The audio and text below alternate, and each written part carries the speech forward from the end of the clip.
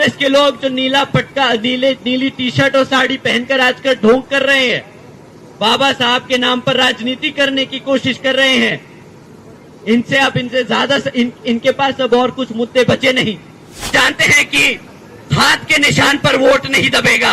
हाथ के निशान पर इन्हें हमारे समाज का वोट नहीं मिलेगा। अब इन्हें वोट मिलेगा तो आदरणीय बहन कुमारी मायावती जी के नेतृत्व में रहकर मिलेगा। आज आप बहन जी की एक पुकार पर आज हजारों की संख्या में यहां इकट्ठा हुए, और यही नहीं, दिल्ली के हर कोने में यहां पर हजारों की संख्या में बीएसपी के बैनर के नीचे हम सब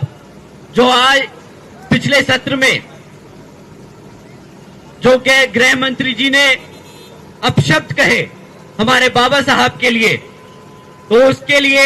उनके सम्मान में आदरणीय बहन कुमारी मायावती जी के एक आवाज पर आप सब इतनी बड़ी संख्या में सड़कों पे उतरे, उसके लिए मैं आप सभी का तहे दिल से धन्यवाद करता हूं।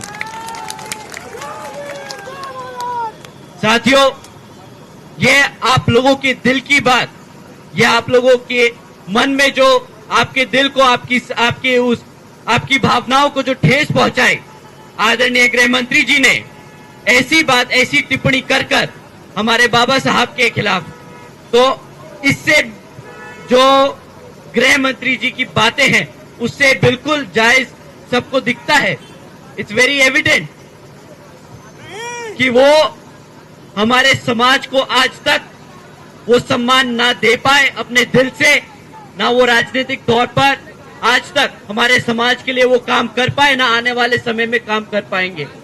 साथियों, एक तरफ तो गृह मंत्री जी ने ऐसी टिप्पणी कर दी कि बाबा साहब का नाम लेंगे तो बाबा साहब की जगह अगर इतनी बार हम भगवान का नाम लेते तो स्वर्ग प्राप्त कर लेते। उन्हें जाके कोई समझाए एक बारी कि हमारे समाज ने बाबा साहब का नाम लिया, आदरणीय बहन कुमारी मायावती जी ने संघर्ष किया उनका नाम लेकर, मान्यवर साहब ने उनका नाम लेकर संघर्ष किया, तो हमें यहाँ जीते जी स्वर्ग मिला है, उनके भगवान के नाम से नहीं, हमारे बाबा साहब के नाम से मिला है। साथियों, उसी के साथ साथ उन्होंने जिस बात पे टिप्पणी करी, ये कांग्रेस के लोग जो नीली टी शर्ट और साड़ी पहनकर आजकल ढोंग कर रहे हैं, बाबा साहब के नाम पर राजनीति करने की कोशिश कर रहे हैं, इनसे ज्यादा इनके पास अब और कुछ मुद्दे बचे नहीं। लोकसभा में तो वे बेचारे कॉन्स्टिट्यूशन की किताब लिखाकर हमारे समाज को भटकाते रहे। अब जब रिजर्वेशन की बात आई तो सब कास्ट कैटेगराइजेशन में जो रिजर्वेशन की बात आई, उस पे वो चुप्पी साधे बांधे रहे, उनसे एक बार भी उनसे टिप्पणी नहीं करी गई। पर जब दोबारा से दिल्ली का इलेक्शन अब सर पे है और जानते हैं कि भाई दिल्ली में हमारे समाज की क्या संख्या रखी है, कितना समाज हमारा दिल्ली में रहता है और कितना वोट परसेंटेज हमारे समाज का यहाँ दिल्ली की जनता में है, तो जब अब दिल्ली का इलेक्शन सर पे है तो फिर से बाबा साहब के नाम पर राजनीति शुरू कर दी। अब उन्हें नीली टी शर्ट दिखाई दे रही है, अब उन्हें नीली साड़ी दिखाई दे रही है, अब उन्हें बाबा साहब का अपमान दिख रहा है। 70-75 सालों से जब तक ये राज करते रहे तब तो बाबा साहब को इन्होंने सम्मान नहीं दिया,